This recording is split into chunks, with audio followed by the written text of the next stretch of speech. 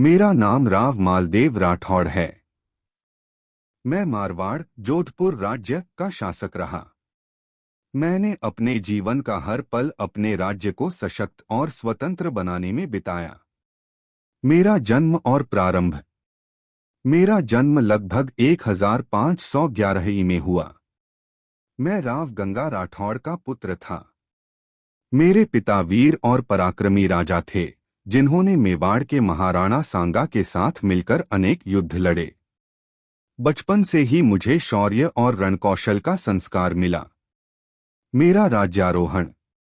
मेरे पिता के देहांत के बाद 1532 में मैं मारवाड़ की गद्दी पर बैठा। उस समय राज्य छोटा और अशांत था। पड़ोसी रियासतें आंख गड़ाए बैठी थीं। मैंने निश्चय किया कि मारवाड़ को एक विशाल और शक्तिशाली राज्य बनाऊंगा। मेरे विजय अभियान। मैंने राजस्थान और आसपास के कई इलाकों में अपने शौर्य से धाक जमाई। नागौर, अजमेर, मेड़ता, सिकर, पुष्कर, जैसलमेर, जैतारण, सांभर, बीकानेर तक मैंने अपने झंडे फहराए। लोग मुझे मारवाड़ का शेर कहने लगे। शेरशाह सूरी से संघर्ष। मेरे जीवन की सबसे बड़ी चुनौती आई दिल्ली के शासक शेरशाह सूरी से युद्ध। 1543 में सुमेलगढ़ का युद्ध हुआ। शेरशाह सूरी मेरी शक्ति से भयभीत था। उसने कहा भी था, अगर मालदेव मेरे खिलाफ न होता तो मैं सारे हिंदुस्तान पर राज कर सकता। मैं अपनी विशाल सेना लेकर रण में उतरा। मेरी वीरता और मेरे सपूतों की बहादुरी ने शेरशाह की सेना को हिला दिया। परंतु अंत में कुछ विश्वासघातियों की वजह से मुझे पीछे हटना पड़ा। लेकिन उस युद्ध ने मेरी ख्याति पूरे भारत में फैला दी। मेरा राज्य और प्रजा। मैंने अपने राज्य में न्याय और धर्म का पालन किया। किसानों और प्रजा को सुरक्षा दी। किले, तालाब और मंदिर बनवाए। मारवाड़ को मैंने उस दौर में सबसे शक्तिशाली राज्यों में शामिल कर दिया। मेरा अंतिम समय। 1562 में मैंने इस संसार को छोड़ दिया। पर मेरी वीरता, मेरा संघर्ष और मेरे सपनों का मारवाड़ हमेशा इतिहास के पन्नों में अमर रहेगा। राव मालदेव राठौड़, मारवाड़ का पुत्र, इस धरती का प्रहरी। मेरे लिए राजपाट केवल गद्दी नहीं, बल्कि मेरी मांधरा है, मेरी आन बान शान है। सन 1544 का वह वर्ष आज भी मेरी स्मृतियों में अंकित है।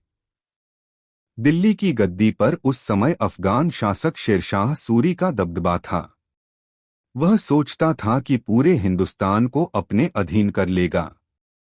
पर उसे सबसे बड़ी चिंता थी मारवाड़, क्योंकि मेरी सेना बलशाली थी और मेरे वीर रणबांकुरे किसी भी आंधी को रोक सकते थे। चुनौती। शेरशाह ने मेरे पास संदेश भेजा, मालदेव, मेरी अधीनता स्वीकार करो, वरना पछताना पड़ेगा। मैंने अपने दरबार में खड़े होकर गर्जना की, राजपूत की तलवार झुकना नहीं जानती। हमारा शीश कट सकता है, पर पराई बादशाहत को दंडवत करना हमारे रक्त में नहीं है। मेरे इन शब्दों ने पूरे मारवाड़ में जोश की लहर दौड़ा दी। रणभेरी बस उठी और रणभूमि तय हुई। गिरी सुमेल की धरती। रणभूमि का स्वरूप। वह प्रातःकाल था। सूरज ने जैसे मेरी सेना को आशीर्वाद देने के लिए अपने स्वर्ण किरणें बिखेरी। मेरे राठौड़ सैनिक लोहे के कवच पहने, हाथों में तलवारें और भाले लिए गर्व से खड़े थे। मैंने घोड़े पर बैठकर सेना को संबोधित किया, वीरों, आज का दिन हमारी परख का दिन है। यह युद्ध न तो धन का है, न ही सिंहासन का। यह हमारी मिट्टी की लाज का युद्ध है। जो तलवार उठाएगा वह याद रखे, या तो विजय लेकर लौटेगा या चिता पर सोएगा। इन शब्दों पर मेरी सेना ने एक साथ गर्जना की, जोहार राठौड़रा, जोहार मारवाड़रा। युद्ध का आरंभ। युद्ध का नगाड़ा बजा।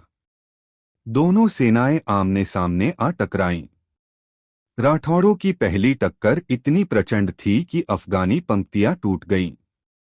मेरे रणबांकुरों ने ऐसा धावा बोला कि शेरशाह स्वयं भयभीत हो उठा। इतिहास साक्षी है।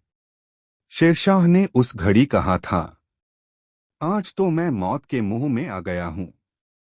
अगर मारवाड़ की रोटियां न होती तो मैं हिंदुस्तान से भाग जाता। उसके शब्द मेरे वीरों के साहस का प्रमाण थे। विश्वासघात, परंतु विधि को कुछ और ही मंजूर था।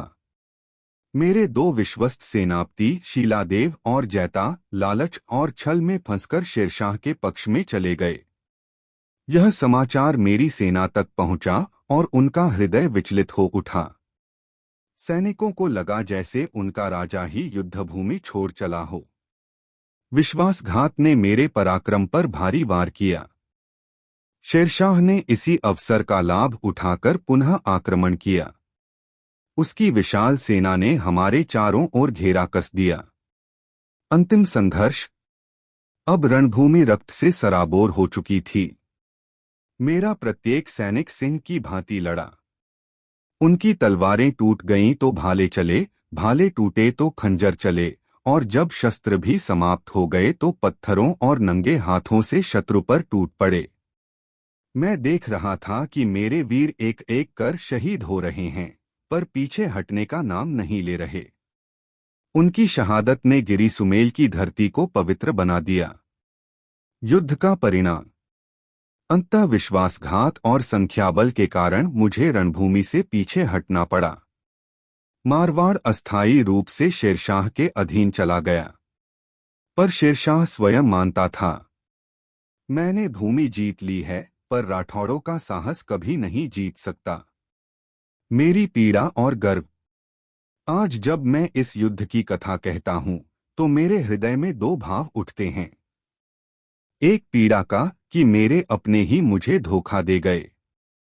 दूसरा गर्व का कि मेरी सेना ने अंतिम क्षण तक अपने स्वाभिमान के लिए तलवार चलाई। गिरिसुमेल की धरती पर बहे रक्त की हर बूंद आज भी यह पुकारती है, राजपूत मर सकता है पर झुक नहीं सकता। अमर संदेश। मैं राव मालदेव राठौड़ अपनी आने वाली पीढ़ियों को यही संदेश देना चाहता हूं। धन और राज्य तो क्षणभंगुर हैं, पर स्वाभिमान अमर है। तलवार केवल लोहे का टुकड़ा नहीं, यह हमारी आन बान शान की रक्षा का वचन है।